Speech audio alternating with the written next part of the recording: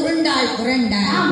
அப்படி உருண்டு அவள் உயிர் போகக்கூடிய நேரத்தில் அவளுடைய உயிரானது அந்தரத்திலே ஜொலிக்கும் தாரகையாக ராமுடைய கைப்பானத்தால் மறைந்தார். இப்படி இருக்கும் போது தாரகை இறந்ததை பார்த்தார் விஸ்வாமித்திர மகாமுனிவர். அவருக்கு சந்தோஷம் தாங்க முடியல. ராமா செய்வதற்கரிய காரியத்தை சிறப்பாகவே செய்து முடித்திருக்கிறார். என்னுடன் காக்கரிது 2 நாள்.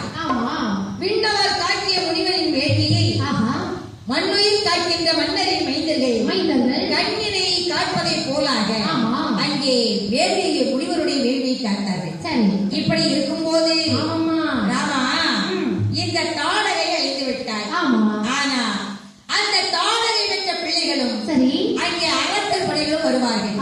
நீங்கள் இருவரும் ஜாக்கிரதையாக இருக்க வேண்டும் என்று சொல்லிவிட்டு முனிவர் யாகம் செய்ய போக அப்படி முனிவருடைய யாகத்தை எப்படி காக்குறாங்க?